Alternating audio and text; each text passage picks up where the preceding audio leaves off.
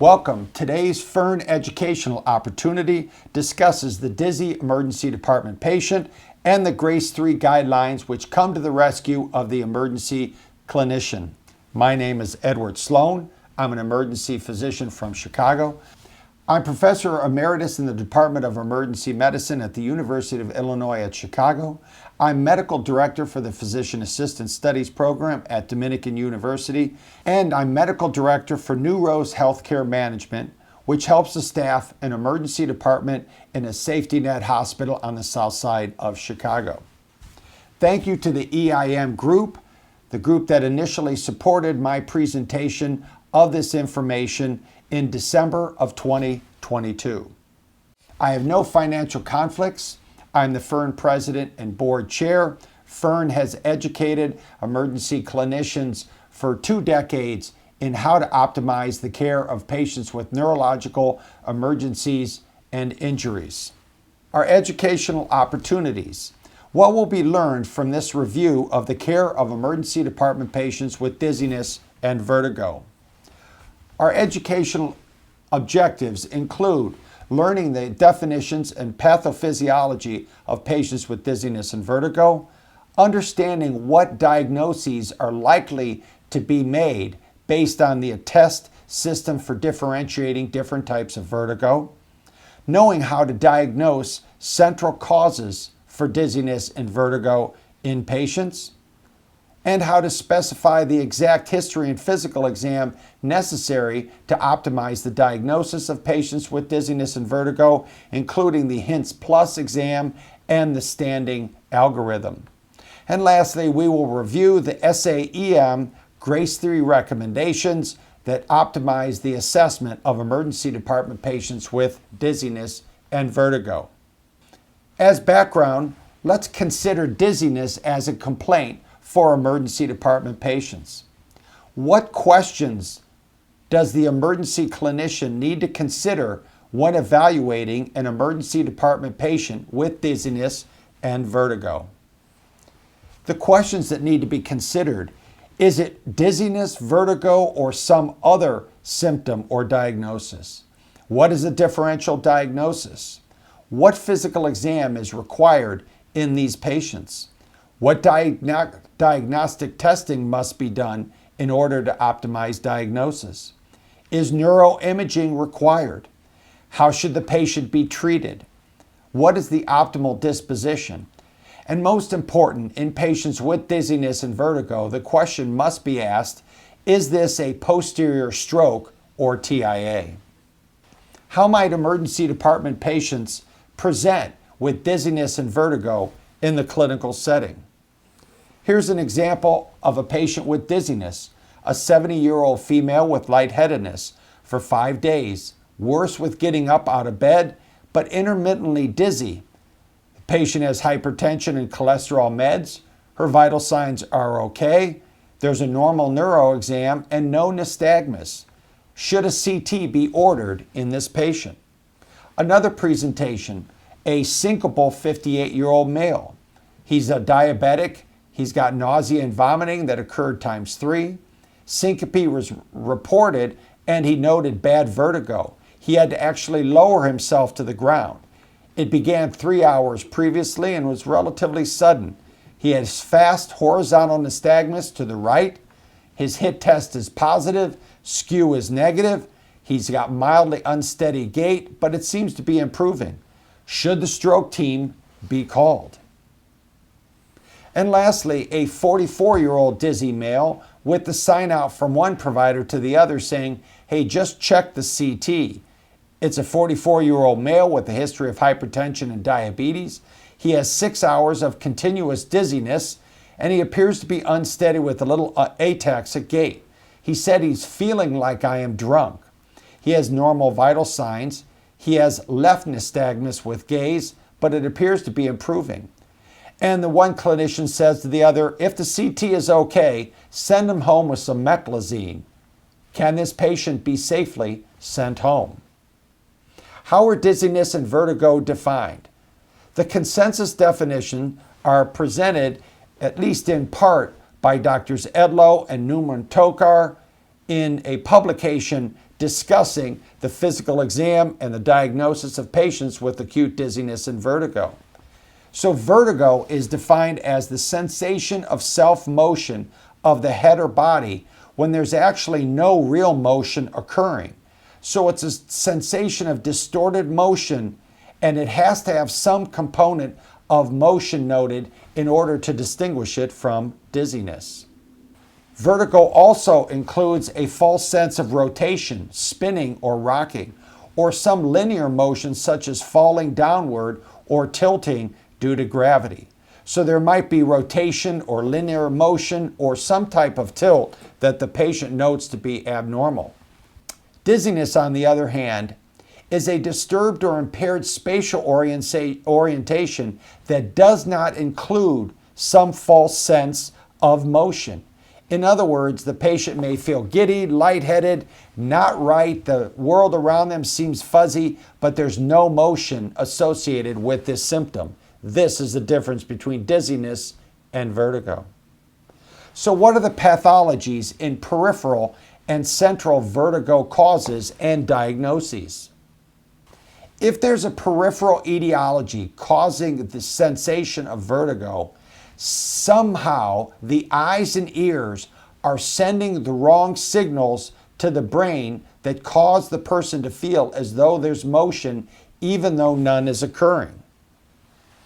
So the vertigo pathophysiology includes some abnormality in the vestibular system. The vestibular system normally keeps your eyes oriented appropriately so you don't have any false sense of motion. However, but when one or the other vestibular system in each ear fails due to illness, then there will be a false sense of motion because the eyes and ears will not be communicating effectively. If there's a central etiology to the dizziness and vertigo, then in some way the brain is malfunctioning. When there is a posterior circulation cause for dizziness and vertigo, the consideration is whether or not there's a posterior circulation TIA or stroke. When a stroke occurs in the posterior circulation, it can involve portions of the cerebral cortex, the thalamus, the occipital lobes, the brainstem, including the midbrain, pons, and medulla, and the cerebellum, all which are important for allowing the patient to see appropriately and to be able to have normal gait. So, the posterior circulation provides blood flow to the posterior circle of Willis, allowing these critical brain and brainstem tissues to be adequately perfused and function normally. What are the three vertigo types as shown by the ATTEST algorithm? The ATTEST system allows for a differential diagnosis to be made based on three types of vertigo. Originally published in 2019 December by Dr. Edlow in Emergency Medicine Practice, the ATTEST system is defined and allows us to distinguish what diagnoses may occur based on three types of vertigo. The ATTEST system actually looks at the history and physical of patients with dizziness and vertigo, looking at associated symptoms, the timing and triggers for the vertigo, the examination signs, which importantly include the HINTS plus, and confirmatory testing when indicated. So, what diagnoses are to be considered based on the vertigo timing, triggers, and current symptoms? When making a diagnosis of a patient with dizziness and vertigo, there are several take-home points to be considered. If it's syncope or near syncope, then this is likely the important diagnosis to be made. Or if there's a clinical issue which can be addressed and treated, such as hypoglycemia, hypoxia, anemia, electrolyte abnormality, dehydration, or hypotension, then this also should be considered the principal or primary diagnosis. If, however, the patient is markedly unsteady with standing or gait, cerebellar ischemia should be considered. When considering the vertigo symptoms based on three types of vertigo, we should consider these three types. Is it current and continuous vertigo If so, that is a patient with acute vestibular syndrome. Is it episodic and spontaneous in its occurrence? Then that would be spontaneous episodic vestibular syndrome. If it's triggered and episodic, it would then be triggered episodic vertigo or vestibular syndrome. Please note that nonspecific dizziness is the diagnosis of exclusion, not the first diagnosis. And consider calling the symptom dizziness as the last diagnosis when all other diagnoses have been excluded. How are the ATTEST algorithm vertigo diagnoses summarized? You can see here that there are 3 clinical settings as described, and there appear to be 6 benign and 4 serious causes for these 3 types of vertigo. Acute vestibular syndrome is acute vertigo. The episodic, spontaneous, or triggered are episodic causes of vertigo that have 6 benign and 4 serious causes. What are the benign and serious critical diagnoses in patients with acute vestibular syndrome? If there's no likely medical cause such as hypotension, and there appears to be continuous and present vertigo at the time of evaluation with observed nystagmus, the diagnosis of acute vestibular syndrome can and should be made. What is a benign cause of acute vestibular syndrome? That would be vestibular neuritis or labyrinthitis, which is a peripheral etiology of the acute vestibular syndrome. If, however, it is not this benign cause and it is a central cause, that serious diagnosis would be a posterior circulation stroke of central etiology. What are the benign and critical diagnoses in patients with spontaneous episodic vestibular syndrome? When considering spontaneous episodic vestibular syndrome, if there's no likely medical cause such as hypoglycemia, if it is not triggered by head movement or standing, for example, and there's no continuous and present vertigo, and possibly some observed nystagmus, you can make the diagnosis spontaneous episodic vestibular syndrome. What is a benign cause or causes of spontaneous episodic vestibular syndrome? It would include Meniere's disease and a vestibular migraine, both of which are peripheral etiologies to the SEVS. What would be a serious diagnosis to be considered of central etiology in patients with spontaneous episodic vestibular syndrome? That would include a posterior circulation TIA or a serious cardiac dysrhythmia. What are the benign and critical diagnoses in patients with triggered episodic vestibular syndrome?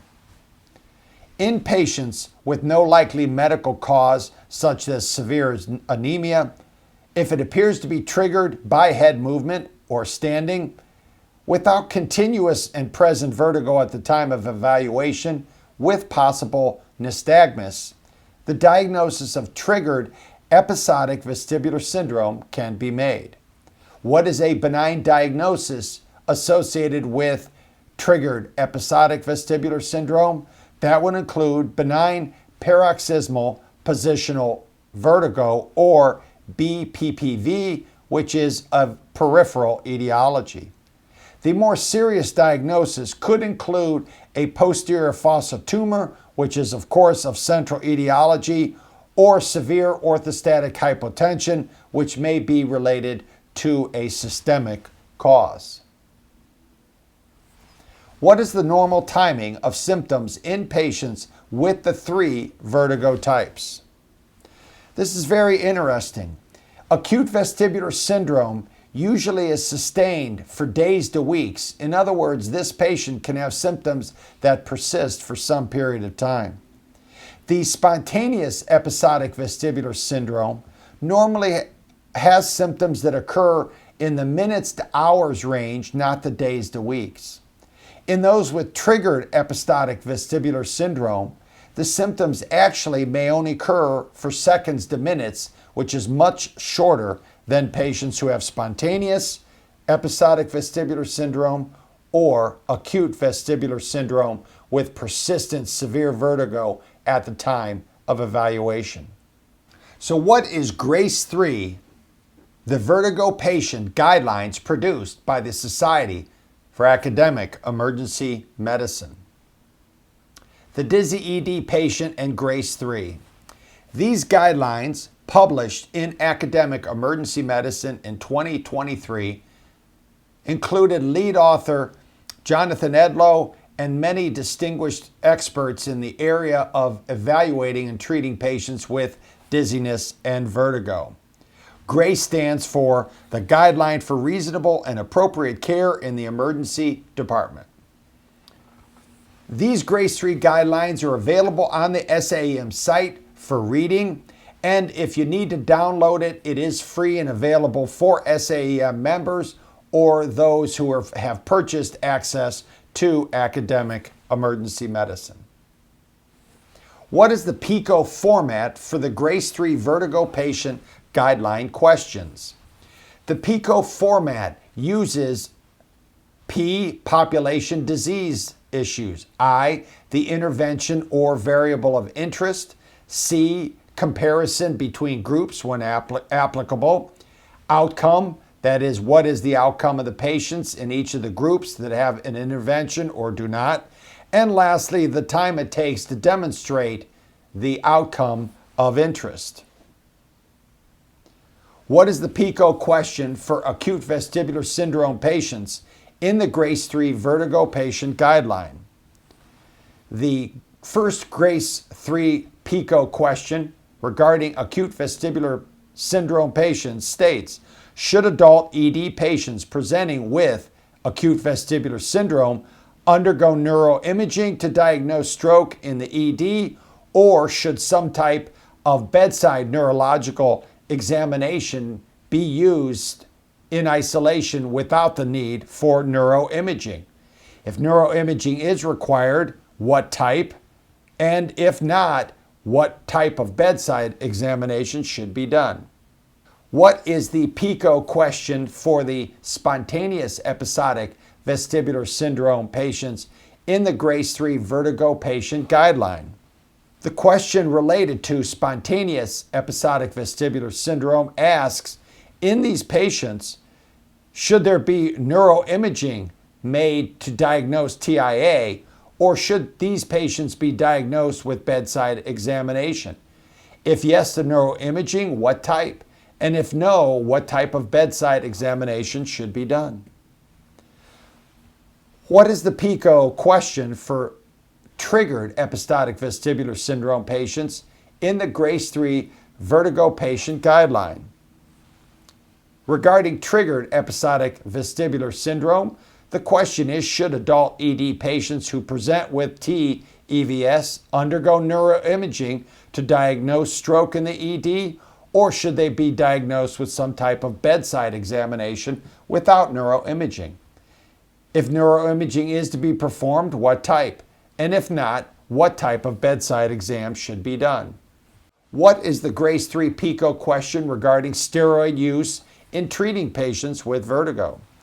The question is, should adult ED patients diagnosed with vestibular neuritis be treated with steroids?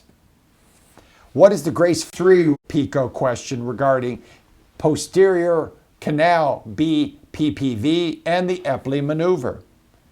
This question states, should adult ED patients diagnosed with PC-BPPV be treated with the Epley maneuver? How are the GRACE 3 recommendations graded? The GRACE 3 recommendations are based on the certainty that can be ascertained from the study type. In other words, those studies that are randomized and controlled give us the best information. And once we decide whether or not there's high or low certainty based on the study design, there may be some change based on other factors which are noted here, which might include bias or any flaws in the study type. And the final certainty rating in these GRACE 3 guidelines includes high, moderate, low, or very low certainty of the recommendation being made. How are the GRACE 3 recommendations summarized? This is a great summary poster which includes a QR code that will direct you to the information on the SAEM website, but this recommendation poster can be printed out, and it includes the 15 recommendations that are made based on what type of vertigo is noted and whether or not it deals with the training of emergency care providers or the treatment of the acutely dizzy patient in the emergency department. What is the GRACE 3 recommendation regarding emergency clinician training? GRACE 3 training.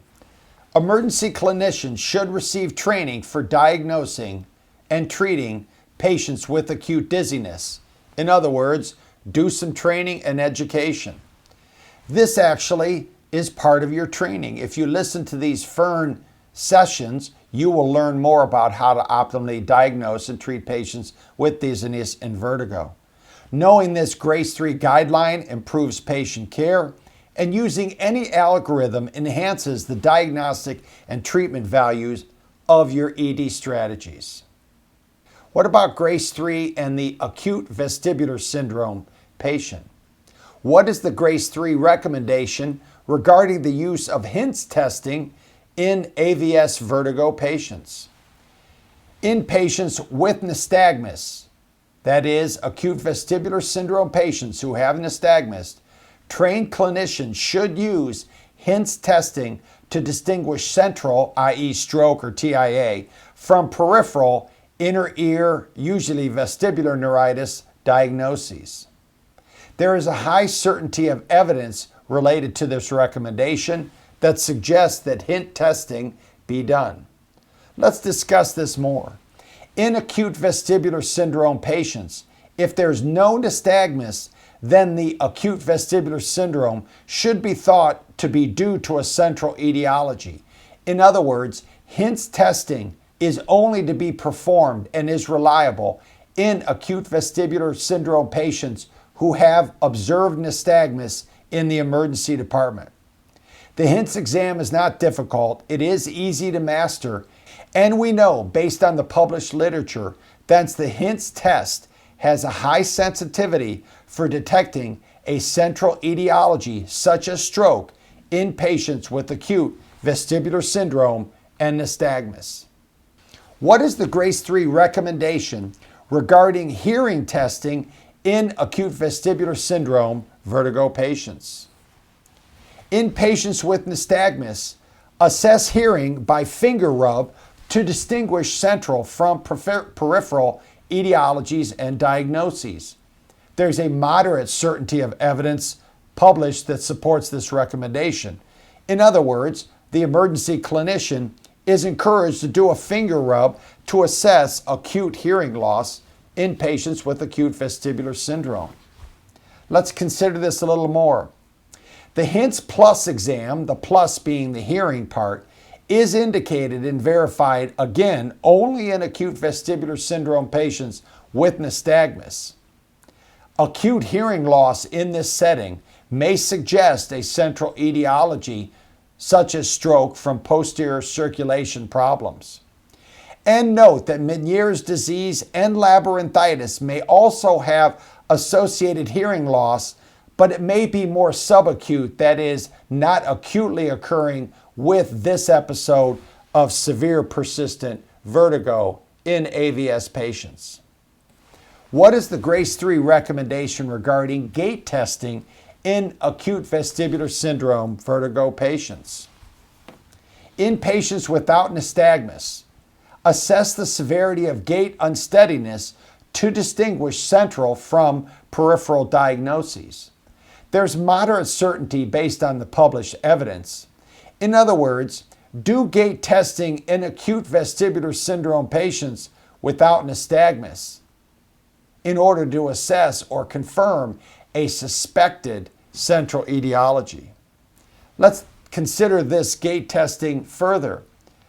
If there's no nystagmus in a patient with acute vestibular syndrome, a central etiology should be considered and confirmed to observe ataxic gait. In acute vestibular syndrome patients without nystagmus, You can assess for truncal ataxia, which would be leaning over, not able to sit up straight in the cart, or ataxic wide-base gait. These are often present and would confirm a central etiology. So in other words, it's important to sit the patient in the cart without support to see whether they can sit upright. It is also essential to walk the patient when able, and to walk the patient and observe the ability to walk unassisted when considering discharging the acutely vertiginous patient from the emergency department to an outpatient setting such as home. What is the Grace 3 recommendation regarding CT and CTA use in acute vestibular syndrome vertigo patients? In patients with or without nystagmus, the guidelines state do not routinely use non-contrast brain CT or CTA. There's a high certainty of evidence for this recommendation. In other words, in patients with acute vestibular syndrome, acutely, severely dizzy in the emergency department, do not do a CT or CTA for these patients. Now let's consider that. CT and CTA are generally not helpful in distinguishing central from peripheral etiology for acute vestibular syndrome vertigo patients. Vertigo is not uniformly related to pathology that is visible on a plain brain CT or non-contrast CT, or even a vessel study such as a CTA. What is the Grace 3 recommendation regarding MRI or MRA use in acute vestibular syndrome vertigo patients if HINTS testing is available? The recommendation states, in patients with or without nystagmus, do not routinely use MRI or MRA as the first-line diagnostic test if a clinician trained in HINTS testing is available. There is a high certainty of evidence for this recommendation. In other words, if HINTS testing can be performed by an adequately trained clinician, do not do an MRI or MRA in acute vestibular syndrome vertigo patients. Let's consider that a bit more at length. Remember, the HINTS plus exam is the best diagnostic test to be performed in acute vestibular syndrome patients. It has a higher sensitivity than MR at detecting a central cause of vertigo. In other words, when able, have a clinician do the HINTS plus exam and train clinicians to do the HINTS plus exam, given the fact that it can be performed adequately with only a nominal amount of training. Please note again that when there is absolutely no nystagmus, the ability of the HINTS plus exam to adequately diagnose a central cause is less assured than when the patient with acute vestibular syndrome has vertigo noted on exam.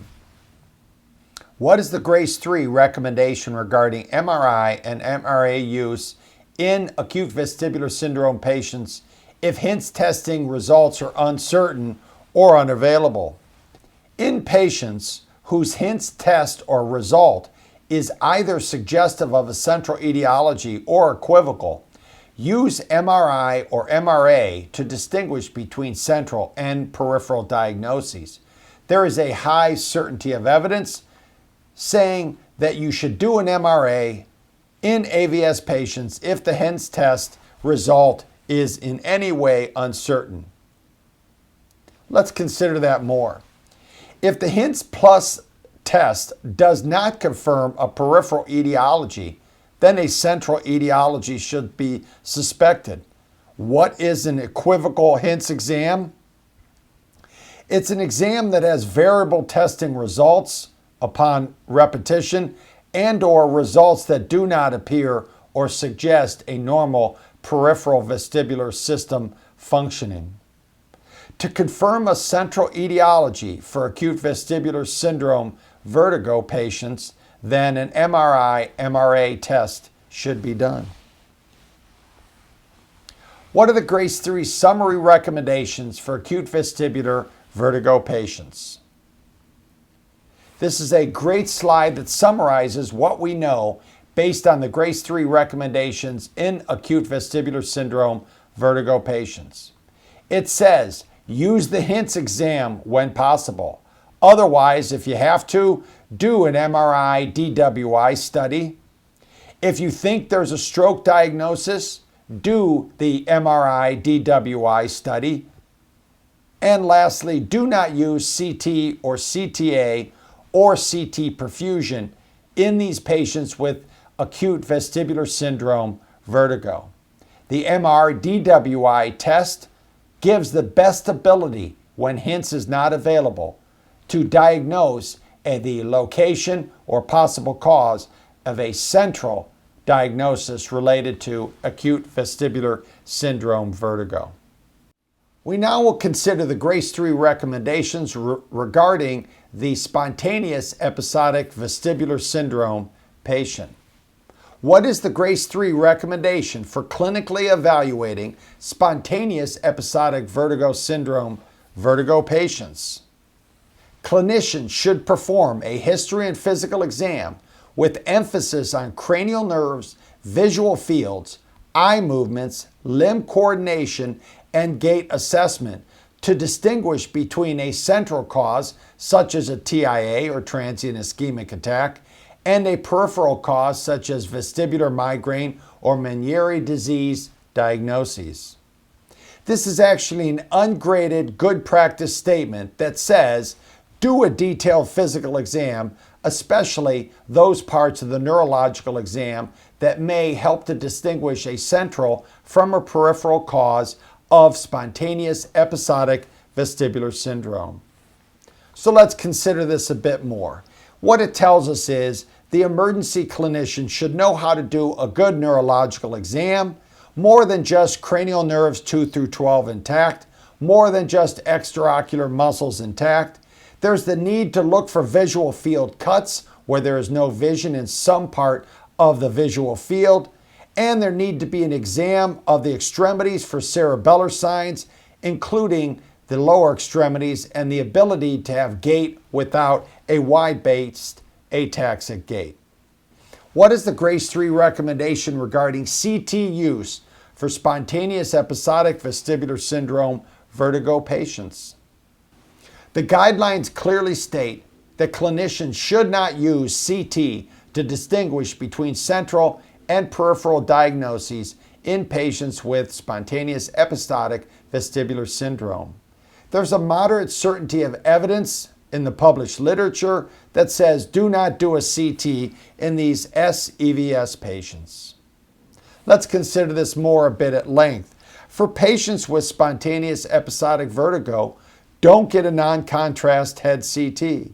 This plain brain CT will not detect the pathology associated with spontaneous episodic vestibular syndrome vertigo. What is the Grace 3 recommendation regarding CTA or MRA use for spontaneous episodic vestibular syndrome vertigo patients suspected of having a TIA? If there is concern for a TIA, use CTA or MRA to diagnose large vessel pathology. There's a moderate certainty of evidence in the published literature that says do angiography to exclude large vessel disease or LVO in these spontaneous episodic vestibular syndrome patients. So when considering this recommendation, know that for spontaneous episodic vestibular syndrome patients, if a TIA is suspected, there needs to be a search for large vessel disease, which causes the majority of morbidity and mortality in patients who have a TIA and eventual stroke. CTA and MRA both can detect large vessel occlusion or LVO. We know that LVO is associated with the highest degree of morbidity and mortality, hence the need to look for it. And we know that outcomes in patients with large vessel occlusion can be improved and optimized with interventions that can occur following diagnosis using CTA or MRA. So what are the Grace 3 summary recommendations for spontaneous episodic vestibular syndrome vertigo patients? The GRACE 3 recommendations for spontaneous episodic vestibular syndrome patients tell us the following. Use a detailed history to make this diagnosis, and if a migraine or Meniere's disease is considered, referring the patient for optimal follow-up is important. If there's a TIA considered, look for large vessel occlusion. This can occur with a CTA or an MRA of the head and neck. And do not image if there's only a low risk for TIA. In other words, if large vessel occlusion is not likely based on the history and physical exam, there's no need to do a search for large vessel occlusion when TIA may be suspected but is considered to be low risk. What are the GRACE 3 recommendations regarding the triggered episodic vestibular syndrome patient? So what is the GRACE 3 recommendation regarding the use of the Dix-Hallpike test to diagnose PC-BPPV for triggered episodic vestibular syndrome vertigo patients? The GRACE 3 guidelines state that using the Dix-Hallpike test to diagnose posterior canal BPPV is optimal. There's a moderate certainty of evidence in the published literature. It says, do the Dix-Hallpike to diagnose PC-BPPV. Let's consider this more at length. BPPV can only be diagnosed in patients with triggered episodic vertigo. This is important because patients with either acute vestibular syndrome or spontaneous episodic vestibular syndrome cannot be diagnosed with BPPV. AVS patients never have BPPV.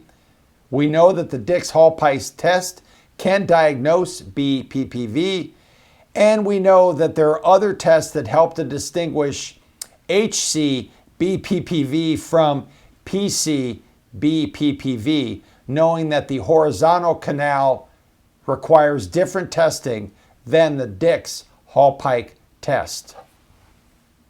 What is the GRACE 3 recommendation regarding the use of CT or CTA for triggered episodic vestibular syndrome vertigo patients? The GRACE 3 guidelines state, do not routinely use CT or CTA in these triggered episodic vestibular syndrome patients. There's a moderate certainty of evidence in the published literature that states do not do CT or CTA in these triggered episodic vestibular syndrome patients. Why is that? So we know that for patients with triggered episodic vertigo, there's no need to do a non-contrast head CT because it won't reveal the pathology causing this type of vertigo.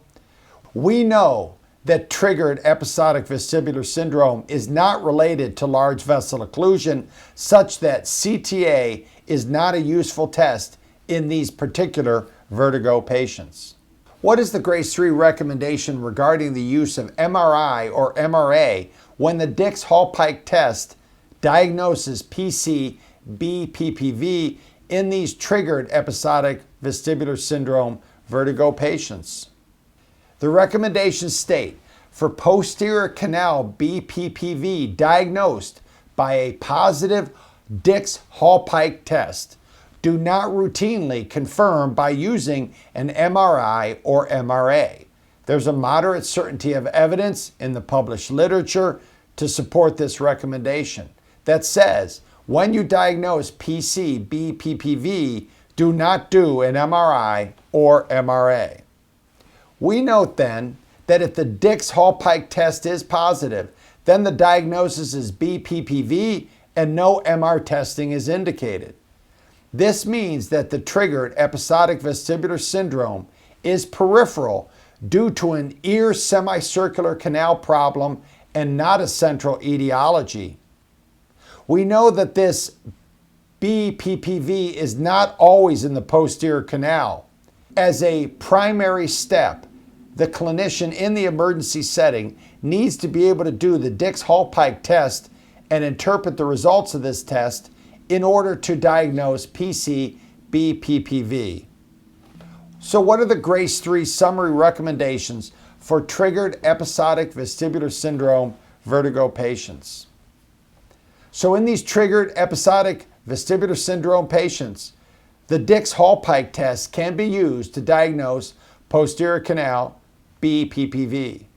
If BPPV is diagnosed, there's no need to image these patients once you determine that the ability to reposition the semicircular canals suggests the diagnosis of BPPV.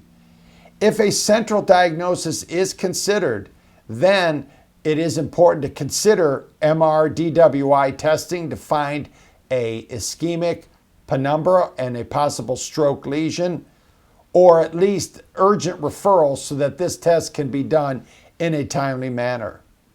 In these triggered episodic vestibular syndrome patients, there's no need for CTA or CTP testing. What do the Grace 3 guidelines say regarding the treatment of the dizzy or vertiginous patient with steroids? So what is the summary recommendation regarding steroid use for vertigo patients? Using shared decision-making with patients regarding short-term steroid treatment, the clinician can treat vestibular neuritis within the first 3 days of symptoms. Now, there's a very low certainty of evidence in the medical literature to support this, hence the need to discuss this treatment with the patients. But it suggests that the clinician should give steroids when feasible. So if a peripheral etiology is suspected for an acute vestibular syndrome patient, use steroids when indicated. But because of the low certainty of evidence, it is unclear when it is exactly to be used, and this needs to be considered by the clinician and discussed with the patient. So why is it shared decision making, and what are the issues to be discussed, and what could be a templated discussion recommendation by these experts? This information can and will be determined with more study of these Grace 3 recommendations.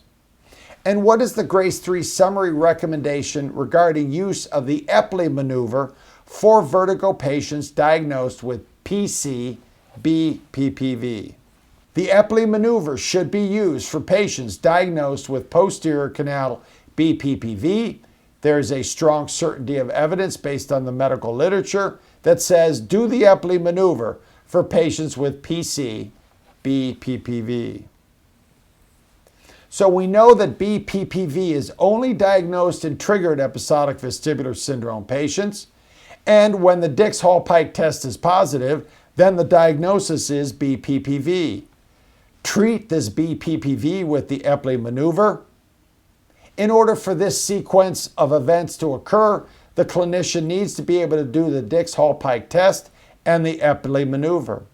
The question is, should the physician who does the Dix-Hallpike test and the Epley maneuver be the emergency clinician, or should it be a neurologist or physical therapy clinician in follow-up? Note, often the Epley maneuver must be repeated by the otoneurology physiatrist prior to success.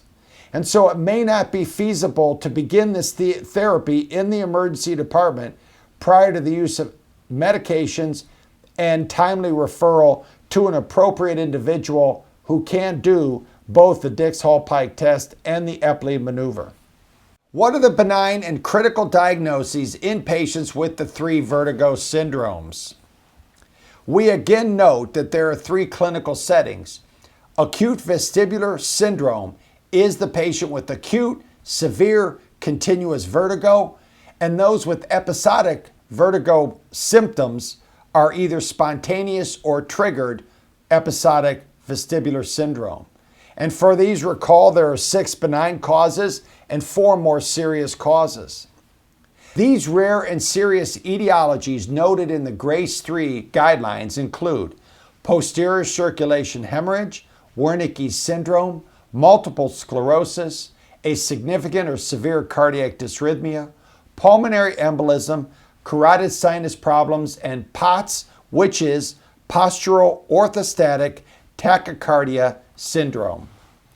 What are the potential errors in the diagnosis of patients with these vertigo syndromes? If the clinician does not use timing or triggers approach, it may be difficult to distinguish the three types of vertigo and then knowing which diagnoses are associated with each of the three. Another diagnostic error may occur if the HINTS exam or test is relied upon when the patient has no nystagmus whatsoever. Also, not knowing what the central signs are that would indicate a posterior circulation problem can cause diagnostic errors to be made. And lastly, using a non-contrast CT too often would be a diagnostic error, given that it is very little utility in the evaluation of patients with these three vertigo types. What are the test utilities of these varied tests used in the diagnosis of patients with vertigo? Let's look at the pre- and post-test probabilities when using these tests to determine whether or not the test has good utility when the test is negative. We see that the CT and the basic neurological exam are of low value even when negative. The MR exam and testing for ataxia, these are of moderate value when these tests are negative. The HINTS Plus, and the standing protocol are of the highest value when using a negative test result to exclude a central etiology for the vertigo of the three types in these ED patients. Optimally, the clinician should use a clinical algorithm that has the greatest diagnostic value in lowering the risk of a central etiology for patients with these three vertigo types, and these highest value tests are HINTS Plus, and the standing protocol. So as we look more closely at these numbers in this figure, we see that the standing protocol and the HINTS Plus are great tests. They have 95 to 99% sensitivity, meaning there are very few false negatives, meaning if a central etiology is present, it can be detected in the emergency setting by the clinician. These tests have an 85 to 87% specificity, which means there's a relatively small number of false positive, but this is okay given the fact that we want the highest sensitivity in order to rule out a central etiology in these three vertigo type patients. We know that the standing protocol has a negative predictive value somewhere between 0.7 and 5.7%, meaning when the standing protocol is negative, the patient has, even when the patient had a 25 to 50% likelihood of having a central etiology, this is reduced down to up to 6%. The HINTS Plus exam is even better. The negative predictive value is up to 1%, meaning even in patients who have a 25 to 50% possibility or likelihood pre-test of having a central etiology for their vertigo, this likelihood is reduced down to 1% or less when the HINTS Plus test is negative. So what are the GRACE 3 implementation potential solutions offered by the authors of the GRACE 3 guideline? What are the recommended potential implementation solutions for patients with acute vestibular syndrome? Regarding acute vestibular syndrome patients and PICO question 1 in the GRACE 3 guidelines, the potential solutions relate to HINTS training and neuroimaging solutions. What are those potential solutions? Training clinicians to do the HINTS Plus exam is essential, or having video oculography available. Admission and observation with MRI use is essential with patients with AVS who cannot be discharged home. In patients with AVS in whom a central etiology is likely and an acute stroke, thrombolytic therapy should be considered. Considered intracerebral hemorrhage, and if this is a potential cause, the plain brain or non-contrast CT in that case can be done. Also, CT can be done if MRI imaging is not possible. When MRI testing is not feasible, it is possible to medicate the patient in order to make it possible at the local institution, or to transfer the patient for MR DWI testing as needed. What are the recommended potential implementation solutions for spontaneous episodic vestibular syndrome vertigo patients? These potential solutions relate to the diagnoses of vestibular migraine or Meniere's disease and the possibility of a TIA diagnosis. So the potential solutions related to the GRACE 3 PICO question 2 for spontaneous episodic vestibular syndrome patients: know the symptoms related to vestibular migraine. If it is likely vestibular migraine or Meniere's disease, then there needs to be appropriate referral. If TIA is suspected, then consider the Canadian TIA score. What are the recommended potential implementation solutions for TEVS vertigo patients or triggered episodic vestibular syndrome? These potential solutions relate to diagnosing BPPV as the etiology and considering central BPPV, which has previously not been discussed during our session. So in patients with triggered episodic vestibular syndrome related to PICO question 3 in the GRACE 3 guidelines, some potential solutions. Always consider HC or PCBPPV, that is, horizontal canal or posterior canal BPPV. Use the Dix-Hallpike and supine roll tests to make these diagnoses. The nystagmus seen in these tests can be very useful. If there's horizontal nystagmus, it's likely HC-PPPV, and if there's upbeat or torsional nystagmus, it is likely PC or posterior canal BPPV.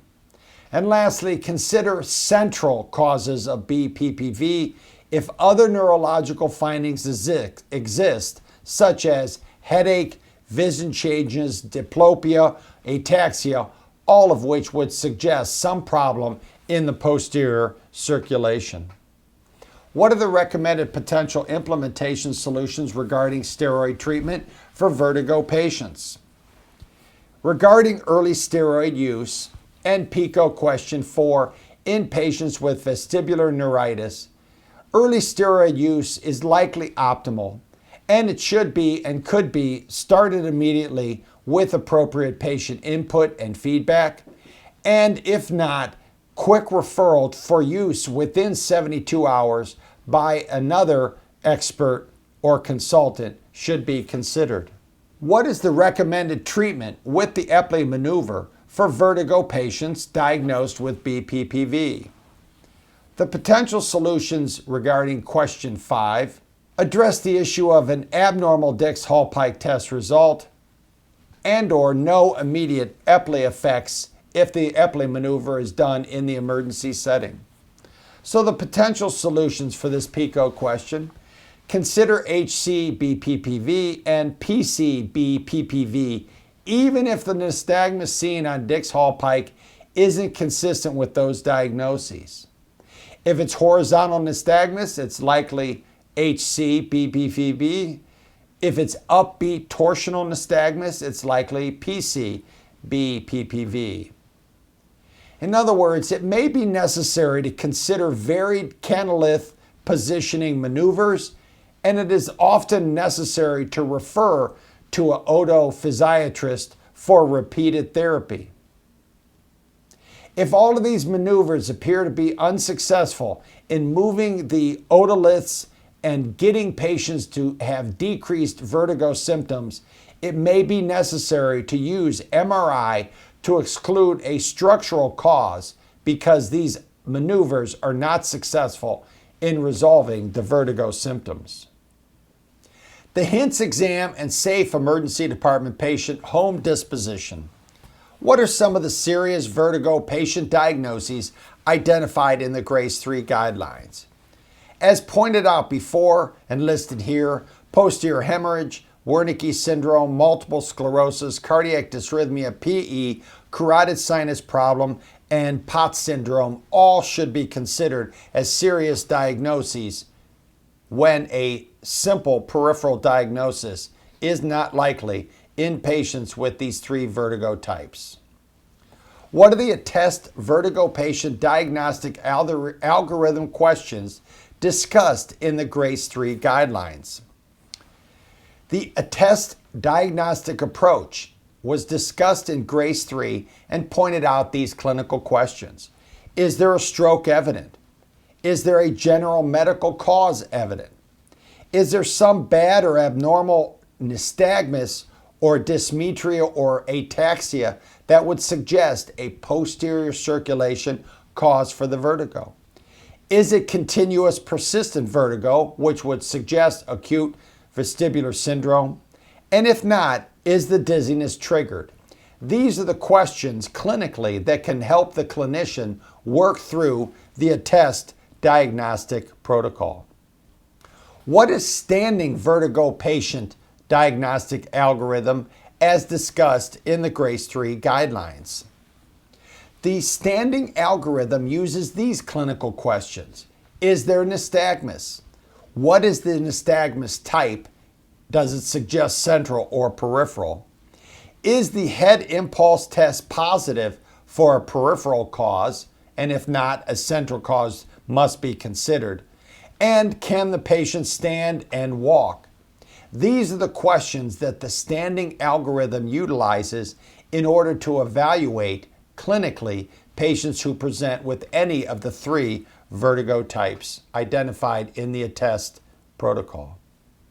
What is the HINTS positive vertigo patient test as discussed in the GRACE 3 guidelines? The HINTS Plus exam, in summary, utilizes the head impulse test in patients who have vertigo and acute vestibular syndrome. It also uses a test of skew and hearing testing to determine whether or not there's a likely central cause to the acute vestibular syndrome. What is Dix-Hallpike vertigo patient testing as discussed in the GRACE 3 guidelines? The Dix-Hallpike test is used to diagnose PC-BPPV. The patient sits up, has a head turned, and then the head is lowered into a supine position bilaterally. If there is upbeating and or torsional nystagmus on either side, it would then suggest right or left PC-BPPV as the diagnosis. And there is a YouTube video, two videos actually, that can be viewed to learn more about how to do this Dix-Hallpike test. What is the Epley maneuver patient treatment as discussed in the GRACE 3 guidelines? The Epley maneuver is a maneuver in which the patient sits up, turns the head, and then lies back. This is a non-invasive approach to treating benign paroxysmal positional vertigo or BPPV. Although this therapy may need to be provided on several occasions in order to finally remedy the patient of the vertigo, it is found to be relatively effective and safe in its use. And the question is for the clinician, who can I send home knowing that the patient is not having a posterior transient ischemic attack, TIA, or stroke? Remember that the HINTS Plus is a physical exam test looking for nystagmus, looking for a positive head impulse test, and when there is an abnormality on one side, that suggests a peripheral etiology. It's looking for the test of skew. When there's vertical skew abnormalities noted, that suggests a central etiology. And is there new hearing loss? If there is, this suggests a central cause.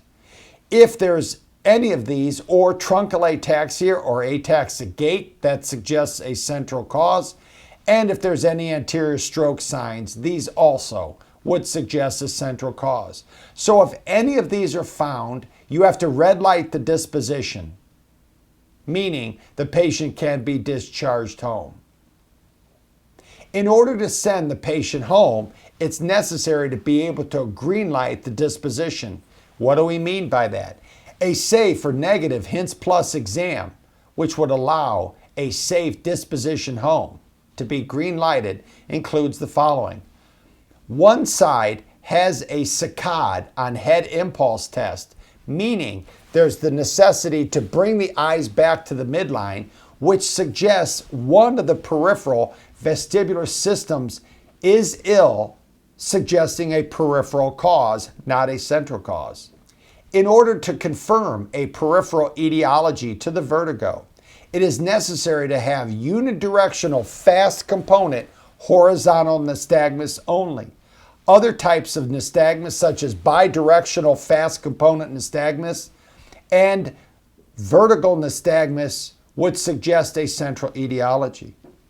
Another item which confirms a peripheral etiology is that the pupils are aligned vertically when testing skew.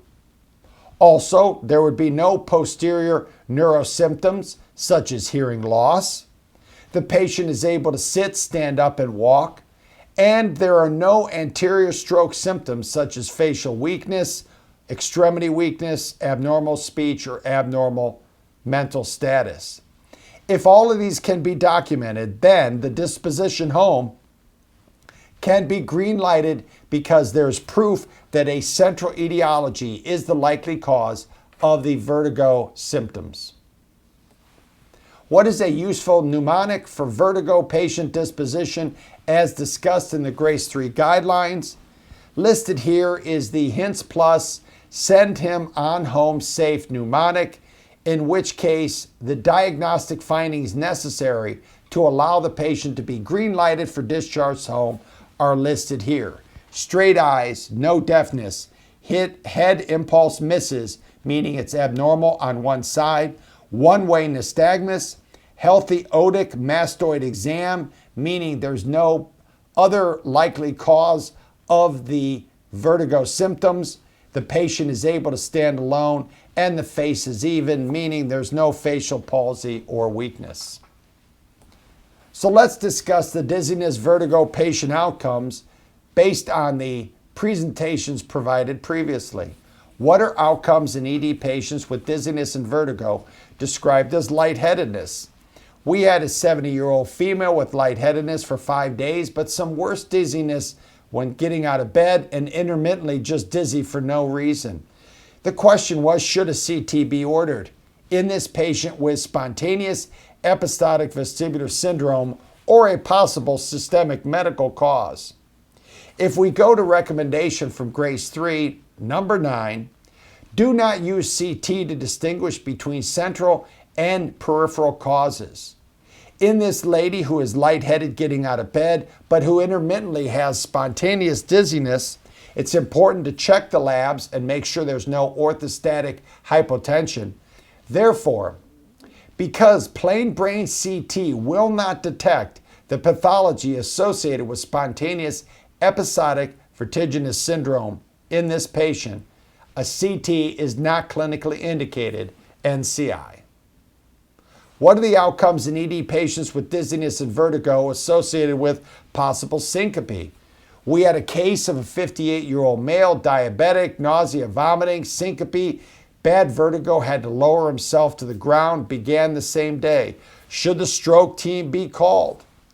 If we go to GRACE recommendation number 2 regarding acute vestibular syndrome patients, in patients with nystagmus, trained clinicians should be HINTS testing to distinguish a central cause such as stroke from a peripheral cause such as inner ear or vestibular neuritis diagnosis. So, in this patient, he had fast horizontal nystagmus to the right. His HIT test was positive. His skew was negative. He did have some mild ataxia, but it was improving.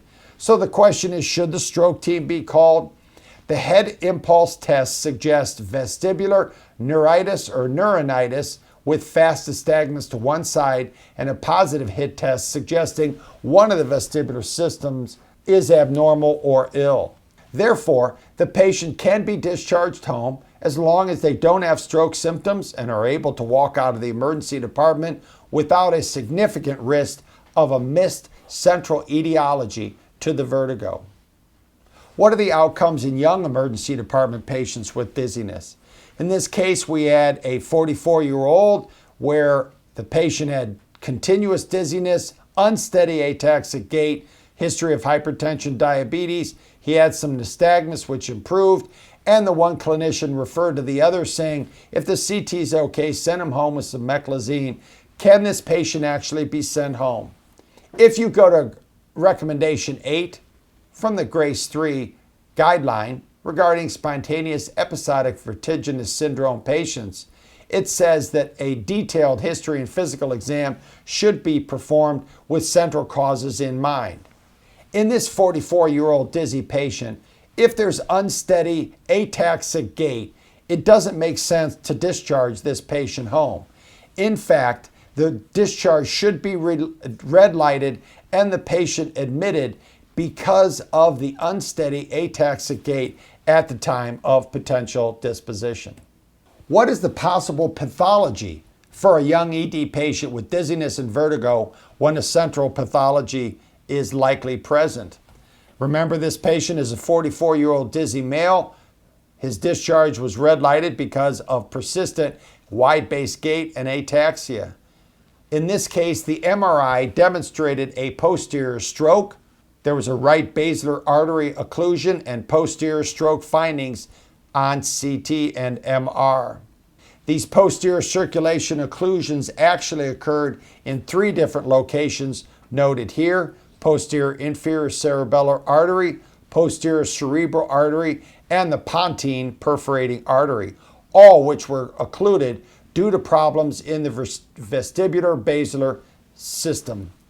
And remember, the posterior circulation does provide blood flow to the brainstem, including the midbrain, pons and medulla, the thalamus, the occipital lobe, other cortical tissues, and the cerebellum.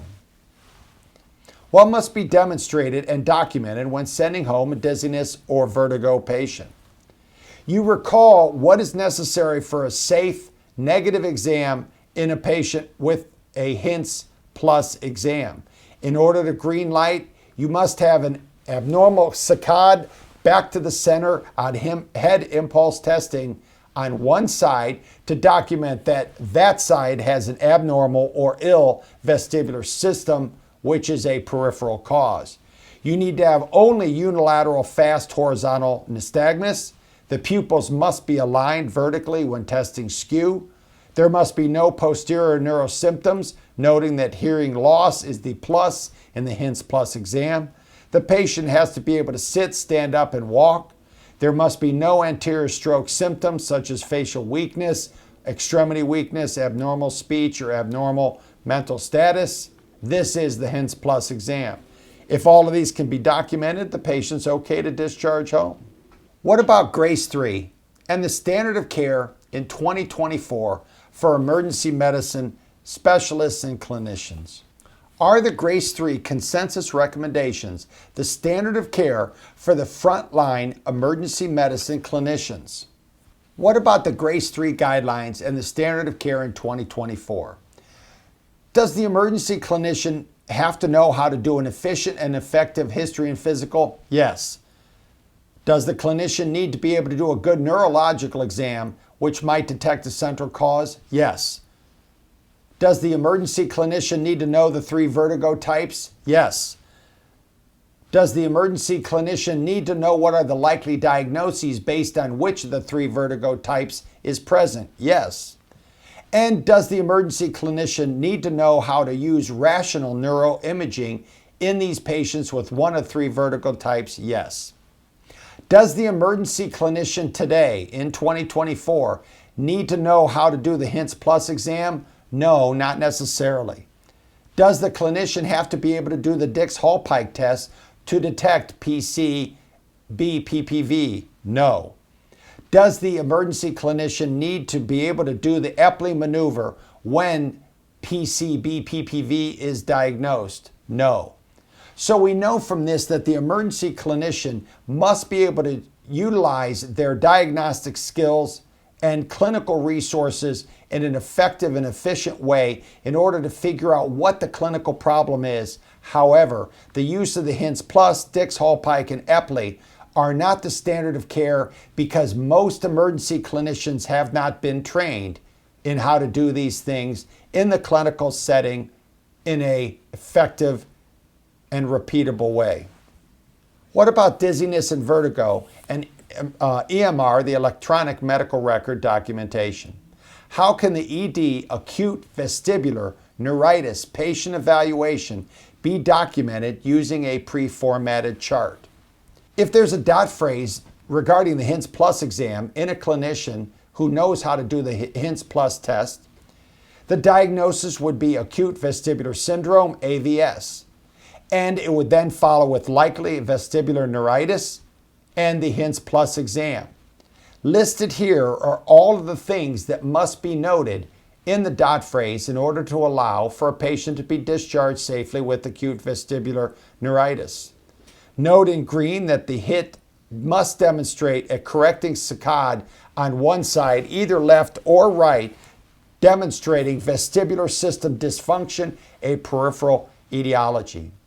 Besides the demonstration on head impulse test that one of the peripheral vestibular systems is abnormal or ill, it is also necessary to demonstrate that there is no hearing loss on HINTS Plus exam and that the sensory exam demonstrates no pain or temperature sensory loss because these are posterior circulation sensory functions.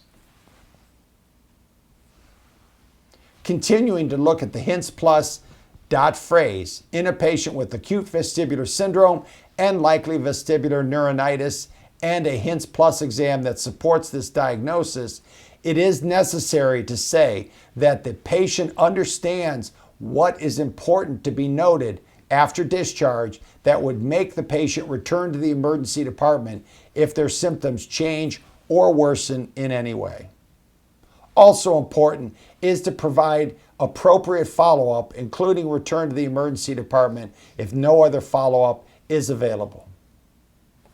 How can the ED dizziness and vertigo patient evaluation be documented using a pre-formatted chart if the HINTS Plus exam is equivocal? Now remember, in a patient with acute vestibular syndrome, if the HINTS Plus exam is equivocal and there's diagnostic uncertainty, it's then necessary to admit the patient for further evaluation, including likely MR testing. How can the ED dizziness and vertigo patient evaluation be documented using a pre-formatted chart if BPPV is diagnosed? In this patient, the diagnosis would be BPPV, and listed here are all of the elements which are necessary in order to substantiate this diagnosis of BPPV. Most importantly, that it's triggered episodic vertigo, that is noted, that there's no acute vestibular syndrome, that there's no systemic cause, no syncope, a normal cardiovascular exam, a normal neurological exam, and importantly, that the Dix-Hallpike test demonstrates upbeating torsional nystagmus, and that the Epley maneuver has been tested or attempted in order to begin to improve the triggered episodic vertigo symptoms that are being experienced. How can the ED dizziness and vertigo patient evaluation be documented using a pre-formatted chart if the final diagnosis is non-specified dizziness? Remember, the non-specified dizziness is a diagnosis of exclusion. Other etiologies need to be excluded before dizziness can be the discharge diagnosis. What does that mean? No evidence of syncope or near syncope. No findings consistent with the 3 types of vertigo. No motion symptoms are noted. No physical exam findings that would demonstrate or suggest a systemic cause. Patient with vital signs that demonstrate no orthostatic hypotension. a normal cardiovascular or neurological exam.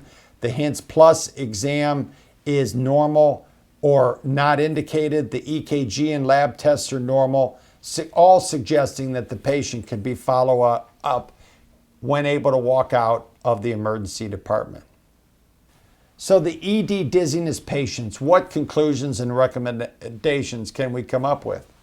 So what are the conclusions that can be made regarding the GRACE 3 guidelines and the ED diagnosis and treatment of dizziness and vertigo patients? In conclusion, there are 3 vertigo types that suggest diagnoses, either peripheral or central. It is possible to distinguish central versus peripheral diagnoses. Neuroimaging is found to be less useful for most vertigo patients.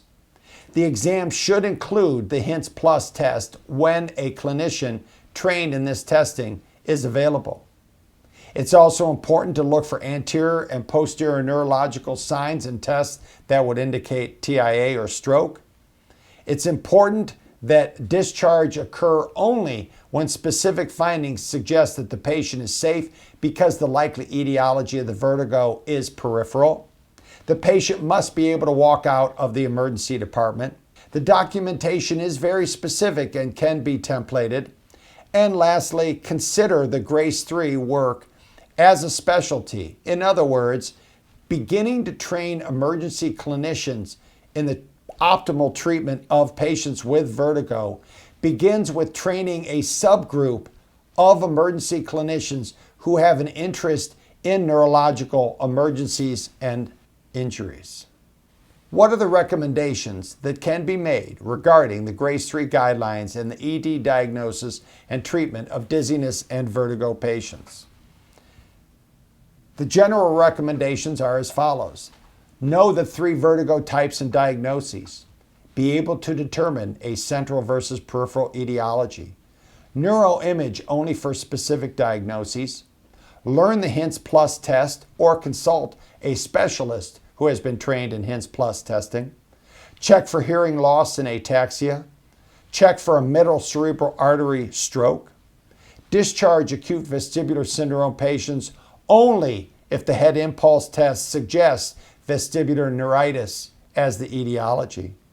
Have the patient walk out of the emergency department. Document easily through the use of templates related to vertigo.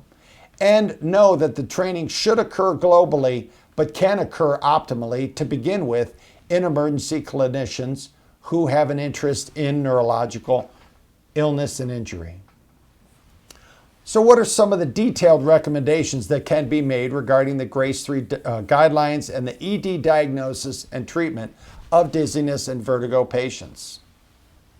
So regarding the 3 vertigo types, know that acute vestibular syndrome is continuous severe vertigo present at the time of emergency evaluation, and know that there are 2 episodic vertigo types, whether spontaneous or triggered. Regarding the determination of a central versus peripheral etiology, we know that nystagmus can suggest a central cause if it is bidirectional fast, rotatory, or vertical. And we know that anterior and posterior stroke signs and symptoms can be detected on a good neurological exam. Learn the HINTS Plus or consult a specialist. We know that the head impulse test being positive on one side is necessary, as is the test of skew to detect either a peripheral or a central cause of the vertigo. Regarding neuroimaging for specific diagnoses, we know that the plain brain CT or non-contrast CT as a test for dizziness is most often not helpful and not indicated. We know that CTA or MRA can be used to look for large vessel occlusion in TIA and or stroke patients who come in with vertigo. And we know that if the HINTS test is not possible or feasible or even equivocal, it may be necessary to do MRI, MRA testing in these vertigo patients.